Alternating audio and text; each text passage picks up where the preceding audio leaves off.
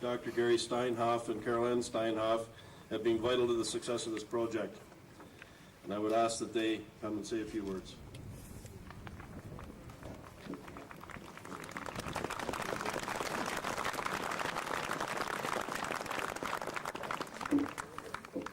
Hello, everybody. Hi. Carol and I received a phone call from Mac, an old friend of mine who is very good at being persuasive. And we got talking about this project. Now, excuse me, I'm going to do most of the talking because time is short. Carol Ann and I think...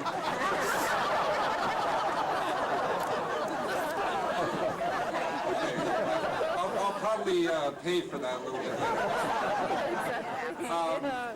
I won't even try to rephrase it. I'll get it wrong again. I think what I wanted to convey to you and what Carol and I wanted to convey is why we got involved in this project. I think we're very typical Canadians. I grew up here in Kitchener. Carol Ann came from Montreal. We live in Victoria, which may make it all seem somewhat incongruous that we're here in this nice, warm weather. I think we're here because of real Canadian values that I think have really come to us because of this project. We discussed why we might get involved, and Carol talked about her Uncle Bill Murphy, who's here today, a veteran. I thought about my dad and my uncle, who actually lived in one of the war houses just down the road. And as we talked, and we talked about what it was like to grow up, we grew up with security, complete freedom, and unbridled opportunity that is the envy of most of the world. And we concluded that to a large extent, was because of the sacrifice and commitment of our veterans. And that we didn't really internalize that, and we didn't really appreciate that. We just had this great life. So we thought we should participate. And then we talked about the current situation, the world as a more dangerous place. And we concluded that the Canadian men and women who currently serve in our armed forces are doing a tremendous job preserving the great life we all have and the great opportunities that we continue to have. And for that reason, again, we thought this was a very important monument. And finally, my wife, who is a very well-read individual, pointed out to me that history is rife with cliché, but one that repeats is that those who fail to remember the lessons of history are doomed to repeat history's mistakes. And that we as Canadians probably have such a great life that it's easy to forget. So that's our reason for contributing. We want to foster the spirit of honoring our veterans, but also try to encourage all Canadians to remember how important the work of the men and women in our armed forces today really is, and to encourage Canadians to support them and to remember. Thank you.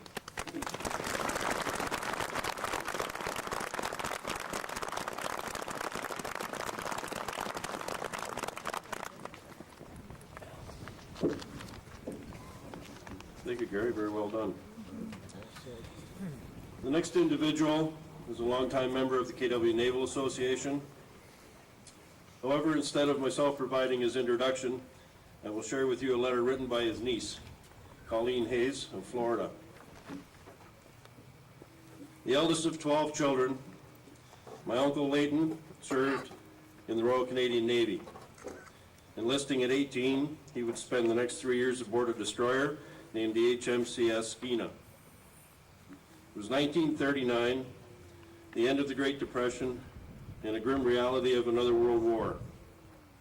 Braving the North Atlantic was a battle in itself, enduring ocean waves so high, blocking the view of enemy ships. On October 25th, 1944, the Skeena anchored off Iceland and succumbed to the fierce gale winds which forced the warship onto the rocks. On board, with a rope tied about his waist for safety, he stripped depth charges of their detonators and tossed them overboard to keep the bombs from exploding if the ship rolled over. My uncle survived and was beamed to Iceland to visit the crew members who died due to exposure in abandoning the wrecked ship. A simple wooden cross built by a shipmate marks the last crewmate's last resting spot. He knew them all well. It's a dignity my uncle has carried through his life that has inspired me to recall just a short event over his 3-year ordeal on the HMCS Skeena. Ladies and gentlemen, Lee Steinhoff.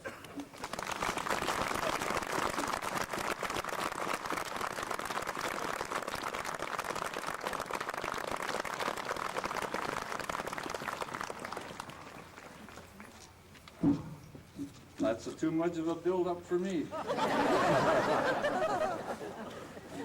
Boy.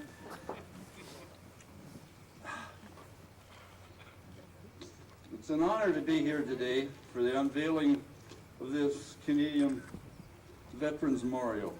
I look at the faces on this memorial of all the men and women in uniform that have served our country, and I must tell you just how pleased I am to be here today. On behalf of the veterans, I want to thank the many people who have worked very hard and contribute to this memorial. John Dahman Jr. of the KW Naval Association and his lovely wife, Catherine, spearheaded the idea of establishing a new Veterans Memorial in Waterloo region. I thank them for volunteering countless hours to see this project through. I'd like to thank all the members of the committee at the KW Naval Club for their dedication and hard work. And I thank Tim Smaltz, who had a vision to create a memorial with the faces of local veterans who have served our country.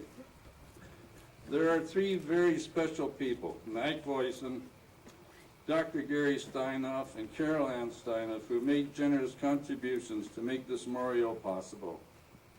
I am so happy that my son Gary and his wonderful wife Carol Ann are here from Victoria, BC to join in this special day. I would also like to thank Paul Dietrich for his generous support. Mac, Gary, and Paul have been friends since high school.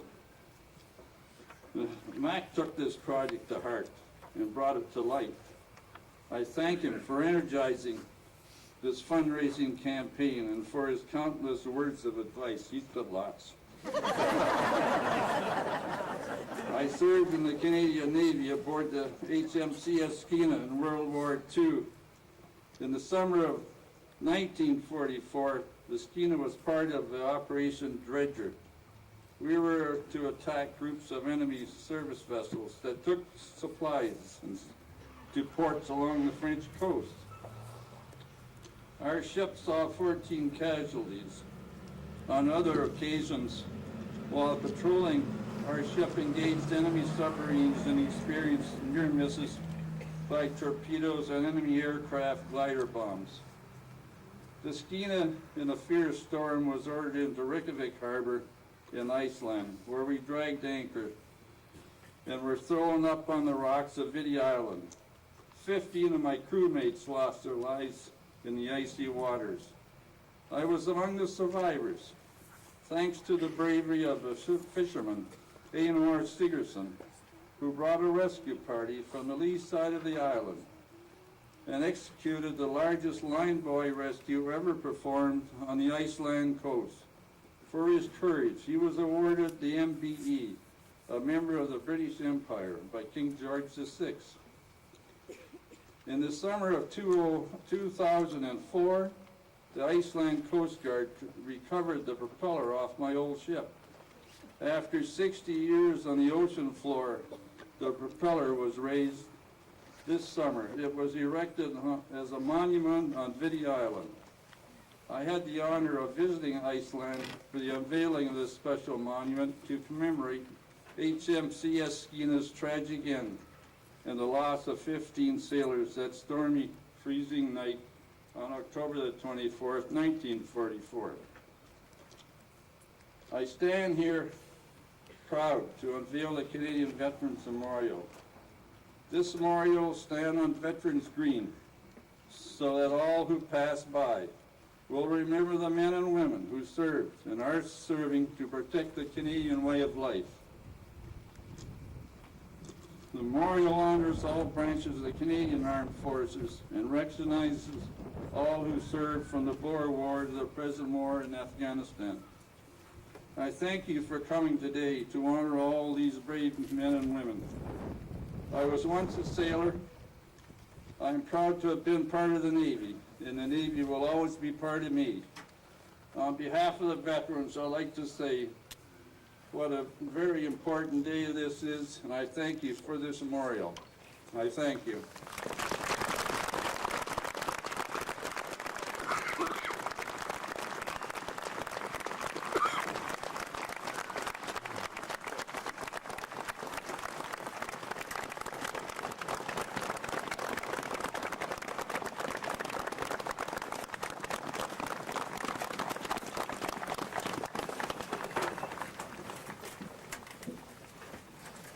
Thank you, Lee.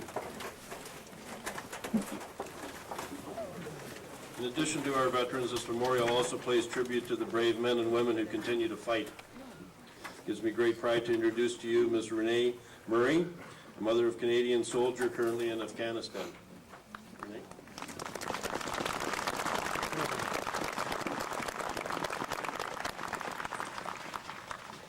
I'm shorter than everyone else.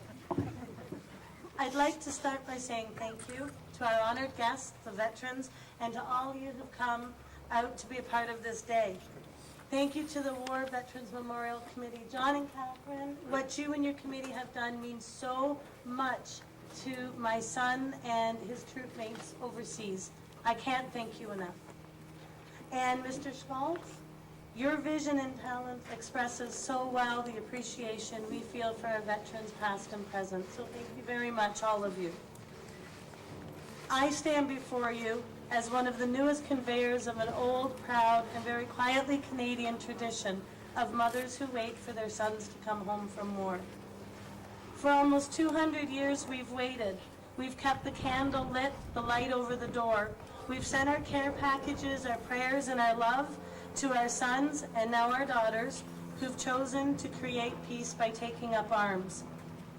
And I imagine that as mothers, we've all shared the same shearing emotions: pride mixed with fear, hope tinged with anxiety, joy at the news our loved ones are safe, and anguish for other mothers when we've lost one of our brave young soldiers. I always know the time in Afghanistan. Right now, 8.5 hours ahead of us, the day is ending, and I picture my son. I picture him safe. I always picture him safe.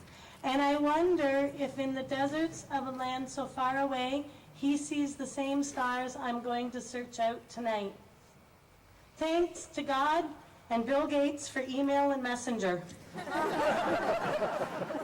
The delivery time might be faster, but like 1,000 mothers before me, I look for a few words from the front every day. And now I can appreciate how terribly difficult these times must have been for the mothers, wives, and sweethearts of our servicemen in wars past. My respect to you ladies. You did all this and more, and with such class.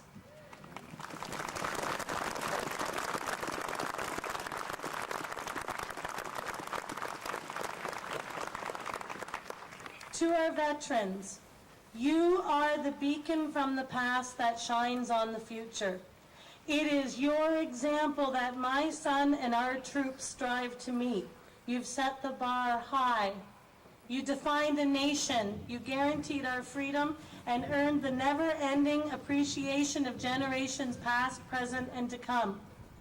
We as Canadians believe in freedom, tolerance, and choice because you showed us they are worth fighting for. Thank you.